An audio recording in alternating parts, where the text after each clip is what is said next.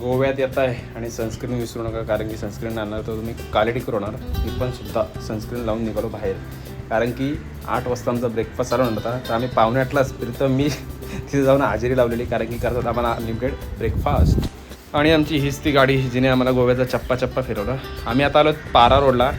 Famous tree म्हणजे इकडं coconut तिकडं कोकोनट, पण या स्ट्रीटला भाई एवढं स्कॅम. 2 ओढाचे पैसे, शूट करता पैसे द्या, कॅमेरा आणले पैसे द्या, प्रत्येक गोष्टी पैसे, पार्किंगचे पैसे. मग आम्ही साईडला त्याच्याच बाजूला एक रोड होता 500 मीटरवर, तिथे जाऊन आम्ही शूट केलं. साऊथ इंडियन लुक होता म्हणून आम्ही आधीच आदल्या दिवशी टेम्पल एक डिसाईड करून ठेवलेला. मग तिथे बॅक साईडला परत गेलो आणि परत जाऊन शूट केला. मग नंतर आम्हाला जायचं होतं एक फाउंटेनेसला. तर जाता ते फ्रीचे आम्ही डॉल्फिन बघितले. फाउंटेनेसला जाण्याचं रिझन असं की आदल्या दिवशी आम्हाला शूट पाहिजे असं भेटलं नव्हता. तिकडे एक काही फ्लॉवर्स वगैरे घेऊन आम्ही तिकडे शूट्स केले. युरोपियन वाईफची मजा घेतली. तर आम्ही एका हॉटेलला गेलो, पण त्या हॉटेलला काजूची भाजलेली काजू कमी आणि मिरच्या जास्त आणि याची होती फिश थाली.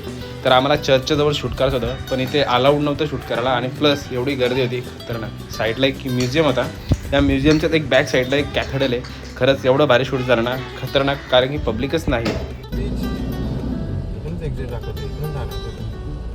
संकल्प भावने एक बीच शोधून काढलं, जिथे आम्ही थोड्या वेळातच अर्ध्या तासातच म्हणजे पोचलो तिथे, कारण की आम्हाला तिथे काही शूट करायचे होते. म्हणजे आम्ही फटाफट शूट करून घेतले, सनसेटचे मस्त व्ह्यू वगैरे घेतले. आणि मला करत होता ड्रोन फ्लाय.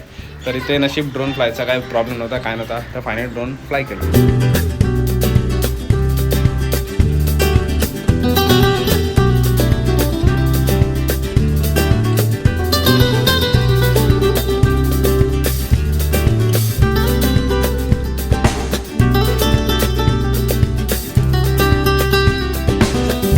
फायनली आमचे सगळे शूट करून वगैरे झाले आणि आज आम्हाला रात्री जायचं आहे घरी. तर भेटू नेक्स्ट व्हिडिओत. बाय.